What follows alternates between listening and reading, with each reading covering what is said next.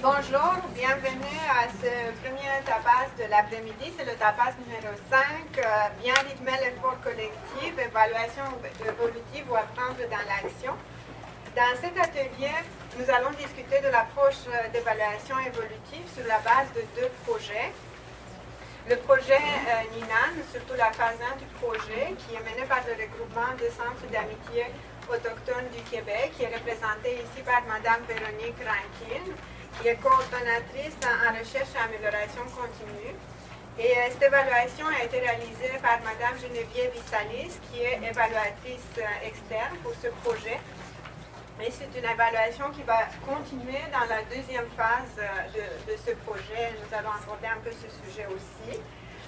Le deuxième projet qui est discuté, c'est une démarche d'évaluation qui a été réalisée par la table de concertation du comité Enfance-Famille de Solidarité Mercier-Est, qui est représentée ici par Mme Sarah Schmidt, qui est intervenante sociale pivot à Maison des familles Mercier-Est et qui a eu l'amabilité de venir avec nous aujourd'hui. Puis elle remplace Mme Bianca Boudreau, qui était initialement dans le programme et qui travaille pour est agente sociale pour la table Mercier-Est.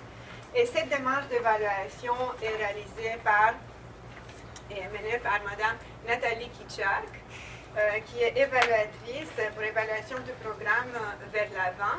Ce sont deux projets d'évaluation évolutive et parce qu'on voulait aborder le plus possible et puis profiter de ces expériences qui sont particulièrement riches, nous allons procéder de manière très succincte par des questions, les principales questions, puis les intervenants vont s'alterner pour répondre afin de pouvoir faire un peu le tour de la plupart des questions. Donc, sans plus tarder, on va commencer avec le début, avec le contexte.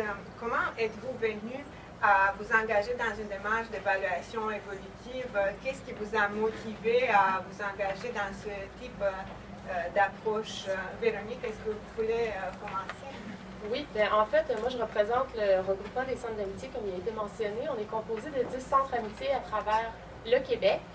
Donc, notre réflexion s'est amorcée autour de l'année 2015, dans un moment de notre vie de mouvement où il y avait une grande complexité et des grands besoins de transformation de nos façons de faire.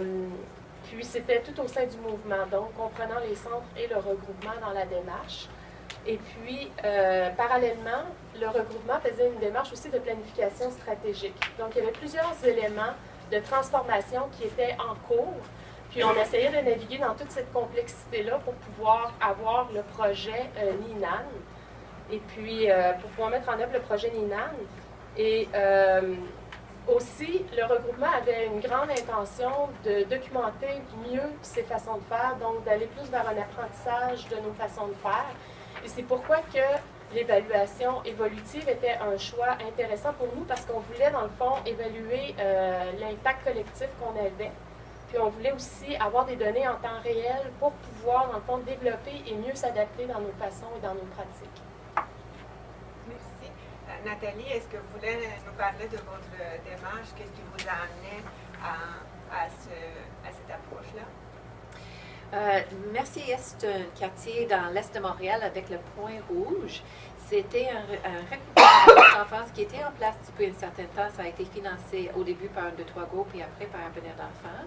Puis dans le dernier plan d'action, il avait réalisé vraiment la première fois une démarche participative, évaluation participative avec un comité d'évaluation composé de représentants qui était assez intéressant. C'était pas facile, mais on a appris beaucoup en faisant ça.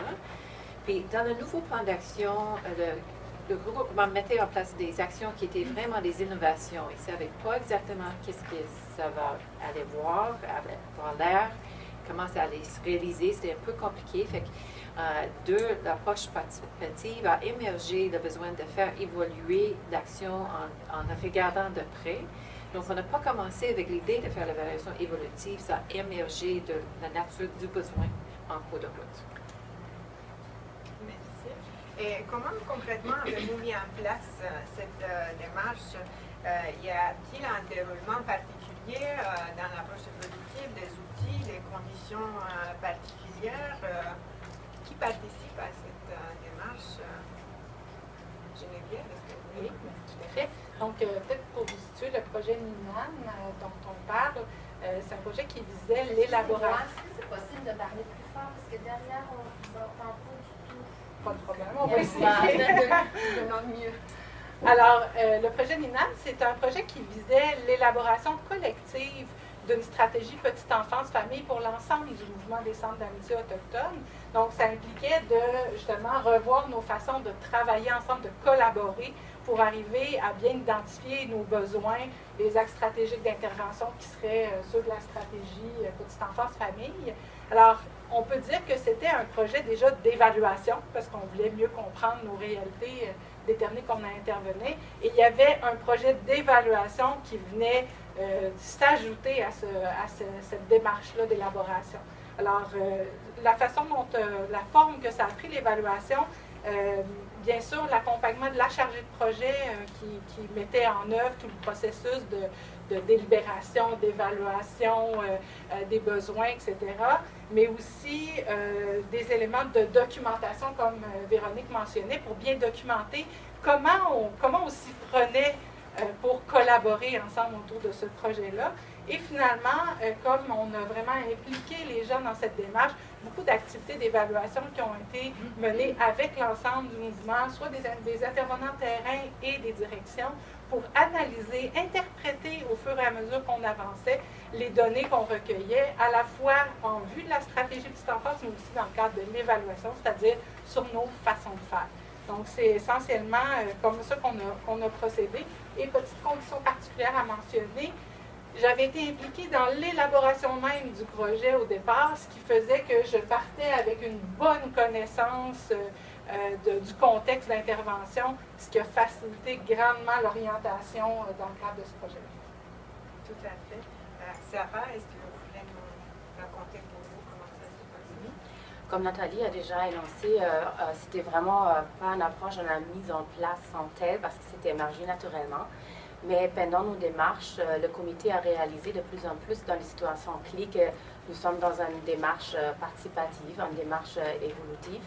Et au début, le comité, comme vous voyez, c'était vraiment la coordinatrice du comité Bianca et aussi des organismes qui portaient les actions comme la Maison des familles et le PITREM et aussi des organismes ou des institutions non porteurs qui étaient dans le comité, mais en fur et à mesure, ils ont réalisé qu'ils ont aussi besoin des informations un peu plus concrètes de la personne qui anime des rencontres du groupe de co-développement. Et ça, c'était vraiment l'action qui était à évaluer. Et cette personne, c'était moi. Et comme ça, j'étais invitée de participer une fois au comité pour faire un peu l'intermédiaire entre le groupe de co-développement et pour donner les infos au comité d'évaluation.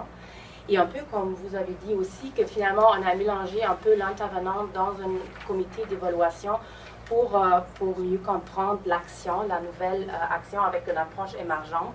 Et là, on voit déjà que c'était vraiment la composition du comité, c'était l'objet de notre apprentissage. Et là, on a réalisé pour la première fois, nous sommes dans une démarche participative évolutive. Et ça continue au fur et à mesure pendant nos démarches. On a parlé de ça tout à l'heure, qu'il y a encore d'autres situations clés où on a réalisé, nous sommes dans cette démarche-là. Avez-vous rencontré des défis Parlez particuliers? fort, madame, s'il vous plaît, c'est vous qu'on entend pas. Ah, OK, bon. Avez-vous rencontré des défis particuliers lors de la mise en œuvre de cette démarche-là? Geneviève? Oui. Je dirais que deux dynamiques d'évaluation et de réalisation du projet. Et ça, je pense, soutenu aussi l'adoption de façons de faire plus collaboratives. Hein? C'est comme si l'évaluation, avec ses méthodes très participatives, a soutenu la transformation des pratiques de l'organisation à ce moment-là. Et dernier défi, qui était le mien, était une première intervention pour moi en milieu autochtone, Donc, un apprivoisement mutuel, des apprentissages à faire aussi pour s'orienter. Et je dois dire que dans ce sens-là, une approche évolutive a été particulièrement utile parce qu'on a cheminé ensemble pendant la durée de l'évaluation. Merci. Sarah, pour vous. Nathalie. Moi, je vais commencer, puis Sarah va ajouter ses défis par après, parce qu'on a vécu des choses un peu différentes.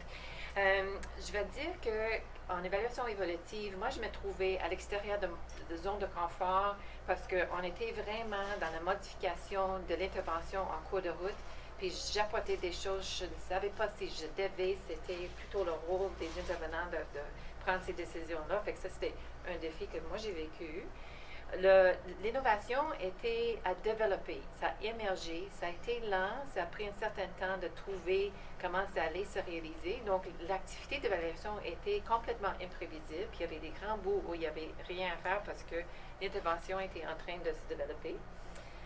On avait eu un gros questionnement autour des questions éthiques sur l'objet d'évaluation. Sarah va en parler un peu, mais ça nous a tracassé pas mal. Puis aussi, tout le questionnement par rapport à la distance de l'évaluation des interventions. Il y avait des membres du comité d'évaluation qui étaient superviseurs directs de ces actions-là. Ils se trouvaient être en conflit d'intérêts peut-être, puis il fallait trouver un confort avec ça. Puis il y avait des défis dans la mise en place de cette approche. C'est exactement ça aussi pour moi comme intervenante dans ce comité, de voir départager la personne et l'action. Ça veut dire que ce n'était pas moi comme personne qui était évaluée, c'était vraiment l'action. Et ça crée pas seulement un défi pour moi-même, mais aussi pour le comité, parce que ma superviseure était là aussi. Et comme ça, c'était vraiment un des défis. La question que Nathalie a déjà parlé un peu, c'était vraiment voir est-ce qu'on peut être évaluateur et évaluer le même moment. Et aussi, dans quel moment ça c'est vraiment légitime que les observations du comité influencent l'action, parce qu'on était là comme intervenante et superviseurs qui sont en train d'implanter cette démarche, cette action, et le comité à côté tout de suite pour nous guider. Et là, on a trouvé vraiment nos limites de temps en temps. Et je trouve vraiment il était le plus important qu'on a pris le temps pour réfléchir ensemble. Exactement comme vous avez dit aussi, ça prend du temps, ça c'est vraiment des discussions qui peuvent être longues. Des fois aussi, on se rend compte que on va faire quoi aujourd'hui? C'est quoi la matière? Qu'est-ce qu'on va discuter? Mais finalement, on a posé les mêmes questions plusieurs fois avec une grosse ouverture et flexibilité et confiance dans le groupe, dans le comité pour avancer nos choses et pour ajuster les choses comme vous avez dit aussi. Donc, les défis ne sont pas mineurs. Et puis, il y a beaucoup d'efforts pour mettre en place une telle démarche. Donc, quels sont les apprentissages issus de cette démarche pour vous, Véronique, dans le cadre du projet NINAM? Comment vous avez investi des apprentissages issus de cette évaluation-là? Bien, le projet NINAM visait à évaluer 5 dimensions qu'on avait identifiées. La première dimension qu'on avait, c'était la réceptivité. Donc, est-ce que c'est une bonne idée de mettre en place cette stratégie-là de petite enfance? On voulait évaluer cette dimension-là. On voulait évaluer aussi l'efficacité, c'est-à-dire est-ce qu'on atteint nos objectifs qu'on s'était mis au départ. On voulait évaluer aussi la dimension de la mobilisation, parce que c'est avant tout une stratégie de mobilisation d'acteurs autour de la petite enfance. On voulait aussi regarder les apprentissages qu'on avait faits, donc les documenter. Puis, on voulait aussi vérifier l'appropriation de la stratégie par les acteurs. Donc, ça, c'est les 5 dimensions qu'on regardait. Ce qu'on a eu comme retour ou comme apprentissage, c'est beaucoup une prise de conscience de tous les acteurs du mouvement autour de l'importance de collaborer, d'avoir des meilleures pratiques de collaboration et aussi d'avoir des façons de faire différentes, dont en co-construction. Présentement, on est sur la deuxième phase de la stratégie qui est Mammouth to Settle. Puis avec Mammouth to Settle, on réinvestit ces apprentissages-là directement, puisque notre devis d'évaluation porte principalement sur le volet de la collaboration et de la co-construction entre les centres d'amitié et entre les centres d'amitié et le regroupement. Donc, on est déjà en train de réinvestir ce qu'on a appris de la démarche. On a aussi eu des prises de conscience autour de l'importance que les leaders au sein du mouvement s'approprient cette démarche-là collectivement puis soient porteurs de la démarche.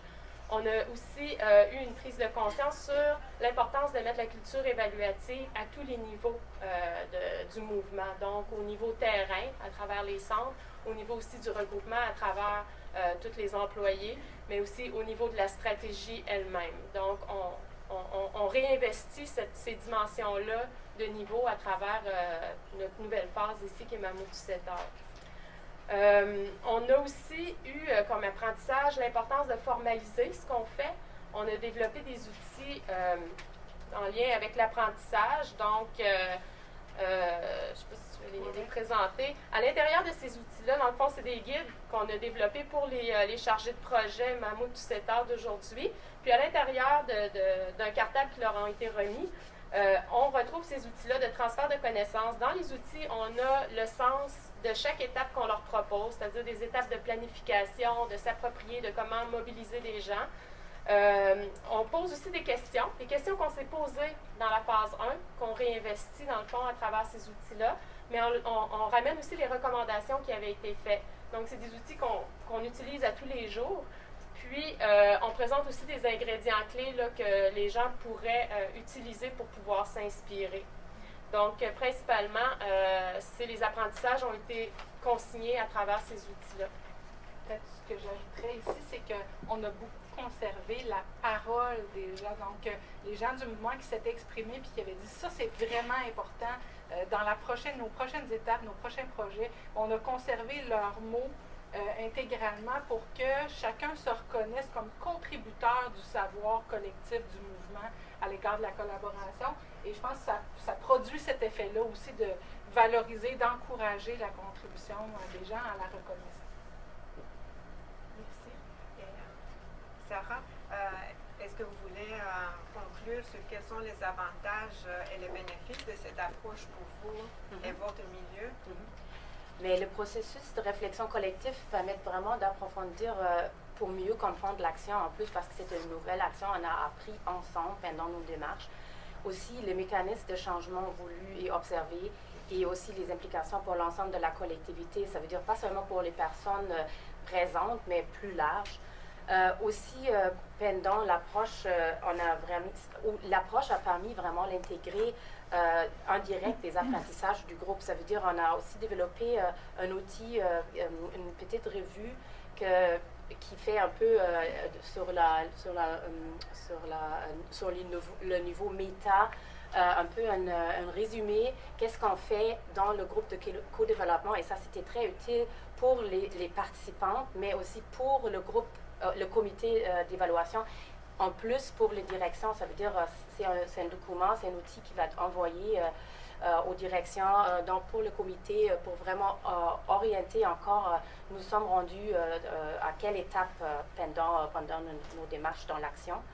Et en plus, pour moi-même, très personnellement, le comité que j'étais présente finalement dans les rencontres au comité, ça m'aidait énormément pour trouver ma place aussi pour animer les groupes. Parce qu'au début, c'était plus l'idée qu'après quelques temps, ce groupe peut être en auto-animation et mon poste va faire ailleurs. Mais finalement, on a vu que le groupe besoin vraiment quelqu'un qui anime le groupe pour que le groupe fonctionne et roule. Et comme ça, je trouve vraiment que ce sont les trois avantages les plus pertinents. D'accord, merci. Je vous inviterai maintenant pour conclure vraiment brièvement avec votre plus grand apprentissage ou un mot de la fin pour ensuite ouvrir la période de questions. Peut-être moi, si j'en avais un à choisir, ce serait de vraiment choisir des gens et travailler dans un environnement où les gens sont capables de s'orienter dans des environnements complexes, changeants, qui ont une bonne tolérance à l'ambiguïté. Hein. C'est des projets qui nous demandent beaucoup à cet égard-là. Je pense que l'évaluation doit aussi avoir les mêmes qualités pour être capable de cheminer avec les groupes. Puis, en complément à ce que Geneviève dit, je pense aussi que les gens, l'expérience des gens, pas juste professionnelle ni académique, mais l'expérience générale des gens peut aider justement à se relever quand on passe à travers cette ambiguïté-là qui parfois fait qu'on perd pied puis qu'on perd un peu confiance. Mais avec l'expérience acquise avec la vie, ça nous permet justement de voir qu'il est possible de continuer à naviguer là-dedans. Puis c'est quand même une grande tolérance à l'ambiguïté. Je pense aussi le fait de documenter beaucoup, pas seulement en rester avec ce qu'on avait défini dans le devis d'évaluation, mais documenter beaucoup plus nous permet aussi d'avoir beaucoup d'éléments avec un regard autre qu'on n'avait peut-être pas planifié au départ. Donc, ça permet d'ajouter un complément d'information qui n'était pas prévu. De capter l'inattendu, puis il y en a toujours dans ces projets-là. On a beaucoup de similarités dans ce processus-là, je pense, parce que au départ, cette innovation, cette action était peu connue, puis on a appris à comprendre en façonnant ensemble. Mais ça a pris une grande tolérance à l'ambiguïté, ça a pris toute une posture, un esprit de flexibilité, d'ouverture. Puis ça prenait une maturité au sein du comité d'évaluation où les gens avaient la possibilité de dire leurs inconforts, puis s'ils étaient mal à l'aise, ou si quelque chose qui clochait, qu'on pouvait discuter. Puis aussi la patience de revenir plusieurs fois. Comme Sarah a dit, on s'est posé les mêmes questions plusieurs fois. On a eu la patience pour aller au fond des questions, pour vraiment aller avancer. Fait que c'était avoir une tolérance aussi pour ça, dans une démarche qui évolue lentement mais sûrement.